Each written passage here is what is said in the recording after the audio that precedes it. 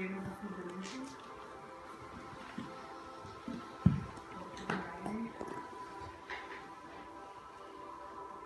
Respiren otra vez. Boten el aire.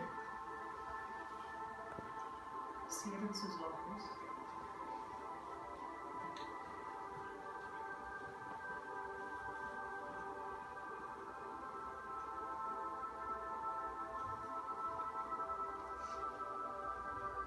Les agradezco a todos por estar aquí hoy, por regalarme su tiempo, su presencia. Por unos 45 minutos les voy a llevar a otro mundo donde hablan otro idioma. A veces van a entender todo y a veces capaz que las palabras no llegan a tener sentido. Pero permite que el mensaje llegue dentro de ustedes y disfruten de este tiempo. Regálenlo a ustedes mismos.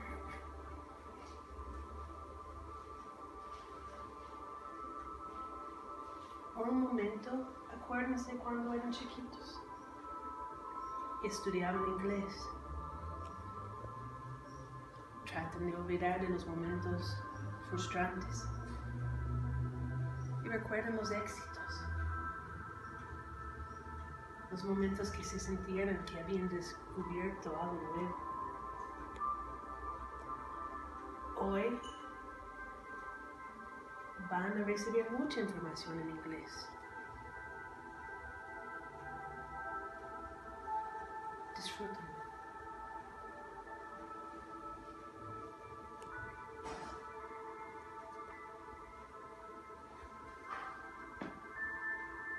Respira profundamente.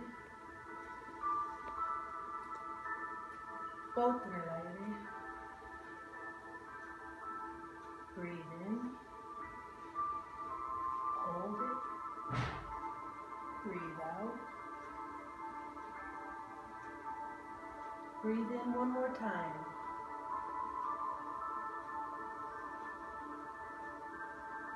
Breathe out. Open your eyes. Move your fingers. Move your toes. Smile. And welcome.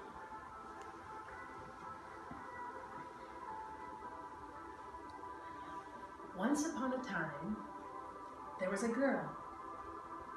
No. Wait a minute. Once upon a time, there was a girl. And she lived in New Hampshire. The state of New Hampshire. The only place she knew. New Hampshire. And she was happy. Pretty much. Time passed. She grew older. She traveled. And she discovered the world. New Hampshire looked pretty small now. The world was so big. So many things to see. So many places to know. She had new vision, new experiences, new eyes. She wanted to go everywhere, but she didn't have the time. So she started to study. She discovered the world through books, through travel to shorter places, through discussions with friends. And she loved the world. And she was happy. But not completely. Yet. She still had many barriers. Many things holding her back. Many problems that she didn't see as opportunities to learn more, not yet. She often ran from her problems, ran away as fast as she could. But in that running, she found a new family, a new school, and a new direction. At SCAS, she discovered something called cosmic education, something she'd never heard of before. But she started to discover the universe. In discovering the universe, in discovering herself and the universe within, she really started to change and grow. During this time, she decided that she wanted to learn more. She wanted to know more. She wasn't happy with where she was or what she knew anymore. She wanted to explore. In her exploration, she came across TIES, the Institute for Educational Studies, and was able to bring together SCAS, Despertar, and TIES into her life, into her work. But this story doesn't have just one character. It has many characters, many people that made a difference, many people that came into her life in various ways and influenced everything she was learning, everything she was seeing, everything she was doing. The first set of characters were what we call traditionally family, friends and family from her past, friends and family in her life. But family is a relative term. She discovered she had many kinds of family. She also had her family here. You all are characters in this story. You and you and you and you and you, all of you are characters in this story. There's not just one, there's many of us. The students, the parents, the guides, the community, the Ministry of Education, even they are part of this story. And there's another family, the family of TIES, all around the world, all around the globe. Students wanting to learn the same thing. Guides wanting to help people find themselves so they can help others discover the universe, the world around them. This is the family of TIES that is also part of this story. And then there's some really important characters. 3 major philosophers, 3 major guides who bring to this even more spirituality, even more knowledge, even more direction.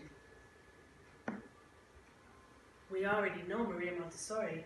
She's a part of all of our lives.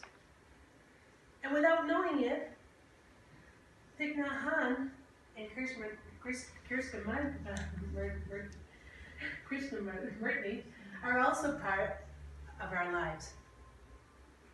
They've come to us through the voice of others. They've come to us through our readings that were sent by our guides. They come to us through the messages that we put on our walls.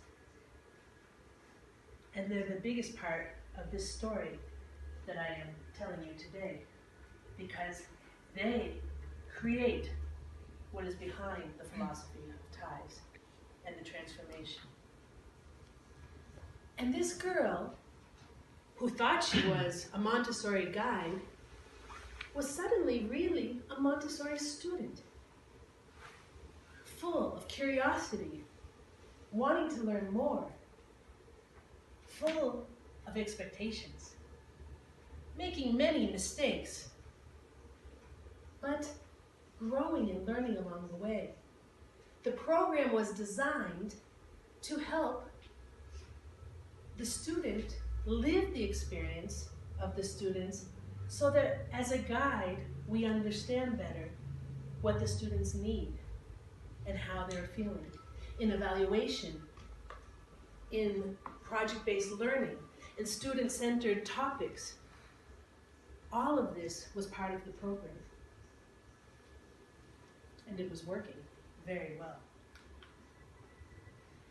But first, the girl had to learn about dialoguing, online, on the computer, the internet. Oof. See, if writing an email was hard enough for her at times, how was she going to manage this whole new world, this whole new universe of this online platform and blog? The program started with a seminar preparing students on dialoguing, how to listen online, how to be quiet when appropriate, how to share your ideas and have the confidence to share your ideas. All of it was the initial part of the program. It got easier with time, but never easy. Still, a transformation was happening. This girl, now a woman, started producing new kinds of art. She had new vision. She had new expression.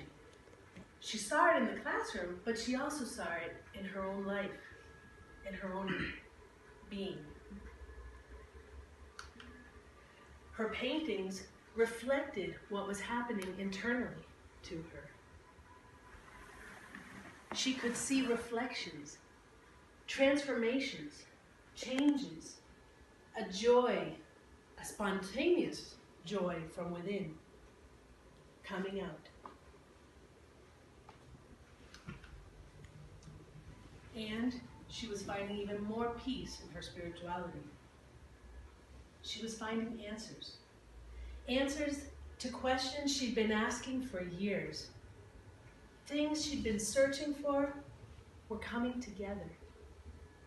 Her work, her studies, her relationships, her role as a woman in so many different ways in life were becoming more clear. And then she had to learn science. So much science she couldn't believe it. It was over her head, really high over her head for a long time. But she read, and she studied, and she tried. And she interpreted it in her own way. Audiopoiesis. I am a system. I am a system capable of reproducing itself. I am a system capable of reproducing and maintaining itself. I am audiopoiesis. I am a self-reproducing, self-maintaining system telling a story. Telling a story, experiencing a story, living a story, breathing a story, and sharing a story. Reinventing a story over and over. During this process, she was challenged to see things in new ways, much like we are here. At SCAS, observation, we already know, is a key. And she was challenged to the maximum. I've learned that two people can look at exactly the same thing and see something completely different.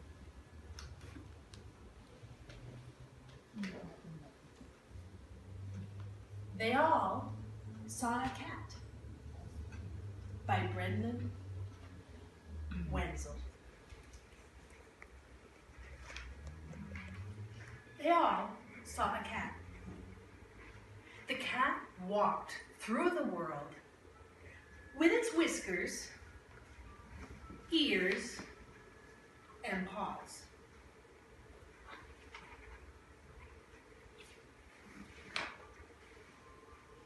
And the child saw a cat.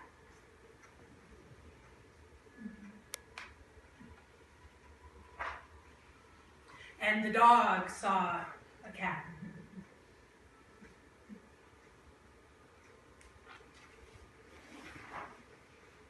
And the fox saw a cat. Yes, they all saw a cat. They all saw the cat. The cat walked through the world with its whiskers and its ears and its paws. And the fish saw a cat.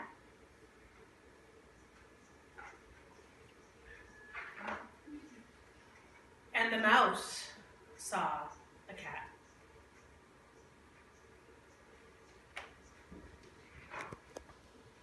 And the bee saw a cat. Yes, they all saw the cat. The cat walked through the world with its whiskers and its ears and its paws. And the bird saw a cat. And the flea saw a cat.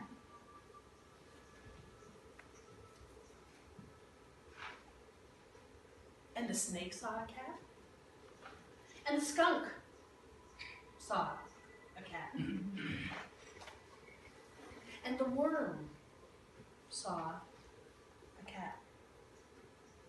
And the bat saw a cat. Yes, they all saw the cat. Yes, they all saw the cat.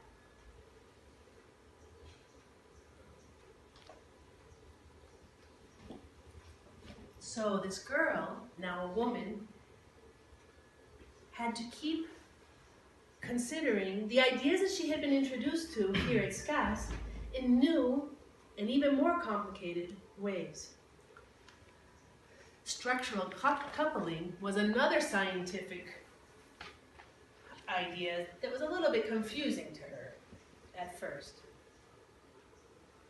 I am audiopoiesis, participating in structural coupling with Desperate Dar SCAS students from 6 to 12 years old through the great lessons, the stories of all human knowledge and understanding.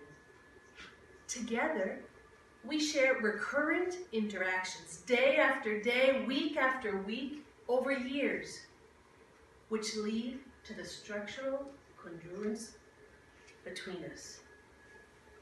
We learn and grow together in our cosmic dance. However, we distinguish self from other, but without losing our fundamental interconnectedness with our environment, which triggers changes in the living system, which the system itself specifies as triggers of internal change. This proves to be challenging at times, beautiful at others, and always rewarding in some way or another. So this girl, with her very structured mind, was introduced to a concept that most of you have known about for years, but she had never really considered before. She'd heard all of you talking about in your meetings and classes about mind mapping, but it was not a thing she really ever paid much attention to. She'd never worked with it in the same way that you had before, many of you before. Then she was introduced to the mind map book. What? A whole book about mind mapping? All those little circles and lines have a whole book about them? Well, little did she know that mind mapping can be creative, and mind mapping can be innovative. And mind mapping allowed her suddenly to take a break from pages and pages of notes that she'd been writing for years and years and years on all different topics. And she was challenged to present the information in a new way. Well, the artist in her liked that. She could draw, and she could color, and she could add not so straight lines. She could put a girl throwing back her hair when she was talking about adolescence. She could add the apple for education and the world. And she was remembering things that her mind had struggled with for so long. She suddenly understood and could express it in a different way.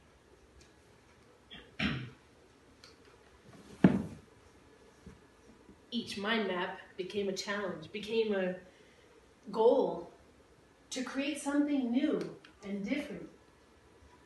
She got a little carried away at times, a little bit too much information probably, but it made sense. It was clear. She got it.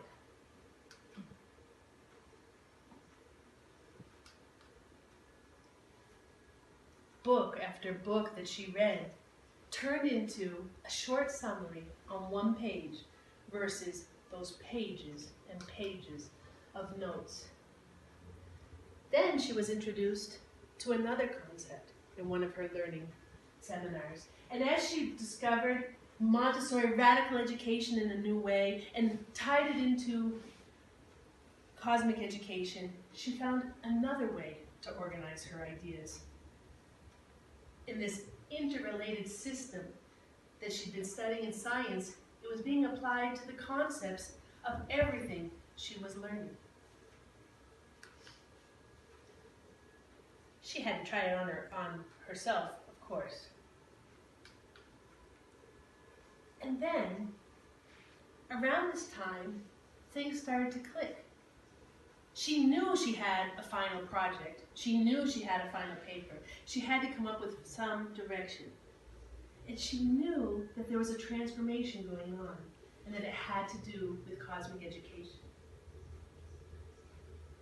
Maria Montessori says, "It is not enough for the teacher to love the child. She must first love and understand the universe. She must prepare herself and truly work at it." Now, she was never much for poetry. It was never her strength, but she always liked to play around with it in the privacy of her own home. Who would know that she'd get the confidence in her first paper to express all these ideas about cosmic education in this long of a poem? Something was happening inside. She heard about other schools closing down. Her daughter had been away for a year at an alternative school, and they were closing it. It was finishing. What was happening to alternative education? Could it last? Could we last? She started to get scared.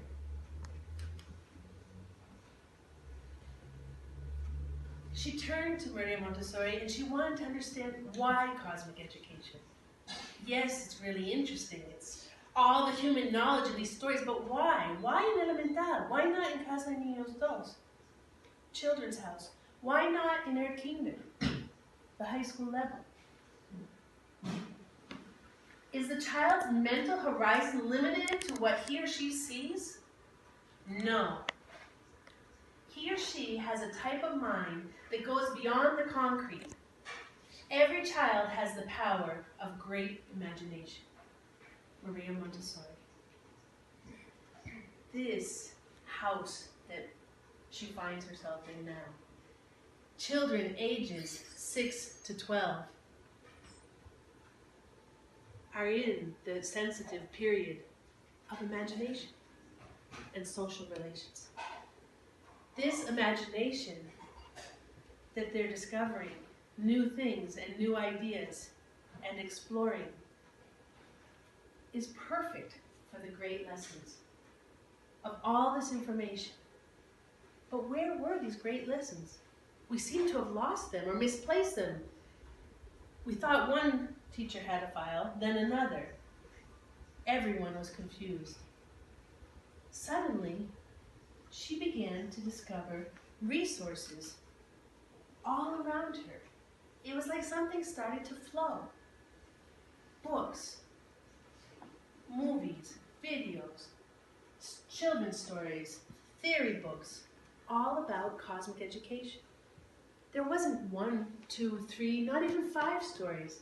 There were multiple sub-stories within each great lesson. Stories that even taught us about the grammar symbols and how to make a noun family.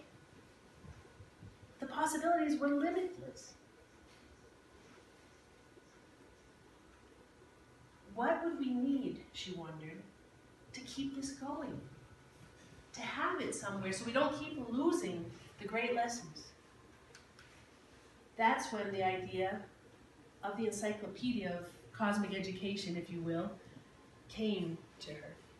Putting together stories, putting together places for field trips, ideas from different authors, translating work from English so that it's accessible for Spanish speakers, covering all of the learning the art of living classes, all of the courtesy and grace that's in Montessori, being sure that it was also there and that the mystical part of cosmic education would remain. The first big addition had to be the introduction. And then there'd be a book for each one of the great stories, something that could last, something that could stay for future generations, and something to get us going on it a little bit better now, too. Still, there was one thing remaining. The story. What was it about the story? When she was telling the story, she realized she was a different person. She couldn't feel her weight. She couldn't see her scars. She couldn't hear her insecurities in her head. The stories were transforming her as she told them. And as she looked out into the faces of her children, of the students, their eyes were locked on her. Their heads were nodding up and down. They were ready for questions whenever she would let them jump in. Then there was another big scientific word that came along. And of course she struggled with that too. But working it through and trying to apply it to storytelling, doing a research paper based on observation of herself, what was happening in her mind, what was happening with what she was saying, what was happening to her audience. She started to understand it a little bit better. Neurophenomenology. I am audiopoiesis, participating in structural coupling, attempting to study my experiences, my mind, and my consciousness through neurophenomenology, with an emphasis on the embodied condition of the human mind, determined to examine the structuring, the layering, and the genesis of my own experience. Because of this consciousness, my mind is opening. My interpretations are broader. And my learning and my growing are deeper. In the hopes of better meeting the needs and interests of my students, I continue delving deeper, observing more profoundly, and questioning even more.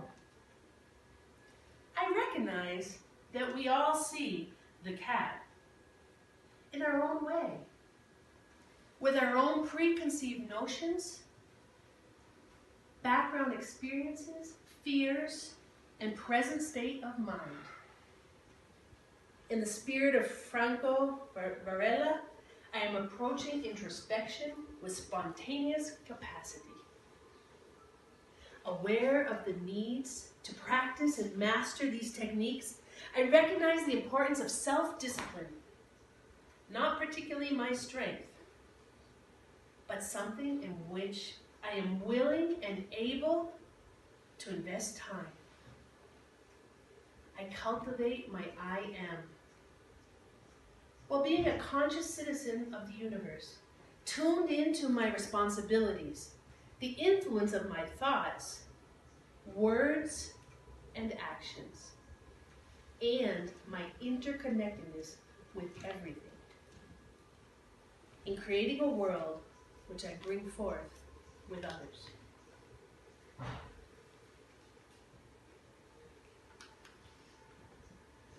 Through these observations, through this questioning, I discovered where I want to go with my final project. I want to explore more. What is the transformative power of storytelling? What are the different layers involved in it? Who are the different participants?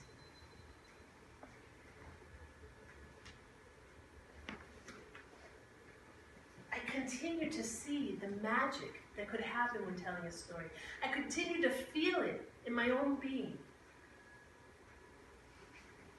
Some may say that the woman was hiding behind those stories. She thought she was finding herself.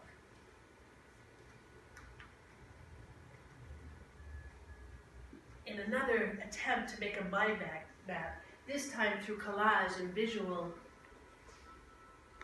unique perspective, she explored the questions connecting cosmic education and storytelling, and the I am, and the effect that all of that had. And she started telling stories. As hard as it was, she recorded herself telling stories, had photos taken while she was telling stories, and she was always surprised by what was happening in here and out there, and knew that there was so much more to explore there. There were times she wanted to give up, really, really give up, quit, throw in the towel, say, that's it, I'm done, that was enough, I've learned everything I'm going to learn right now because I can't do it anymore. And luckily, she had all those characters in the beginning of her story there for her, and she also had her mentor who kept picking her up every time she'd fall down. He wrote, "At some point, you may see your own inner struggle as congruent with the struggles of education, or indeed the species on Earth. There is always more that could be done, always a better way, always faster and time-efficient methods. Yet there is also always stillness. Work at the center of your own vortex. There all will be still, much as the rest rushes past at 1,000,000 miles an hour. Here you will hear stillness and breathe silence. Learn by noticing that which rushes past will soon rush past again. Chasing the topsy-turvy only leads to topsy-turvy. Find the path that you will walk. It is yours alone. And there you will be, also waiting for you to find yourself." Those words kept helping me pick myself up. And as she picked herself up, she thought of all those storytellers throughout history, our ancestors throughout time, telling stories around campfires, telling stories in tents, in caves, telling stories in classrooms, telling stories in meetings, telling stories in family reunions.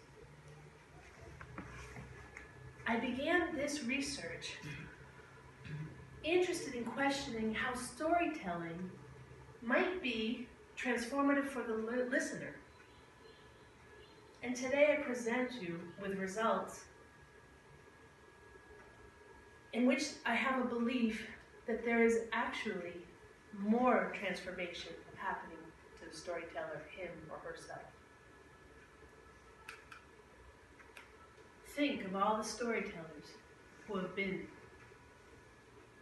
on this planet throughout the history of time. Think of the ways that the great philosophers and our guides have also been storytellers.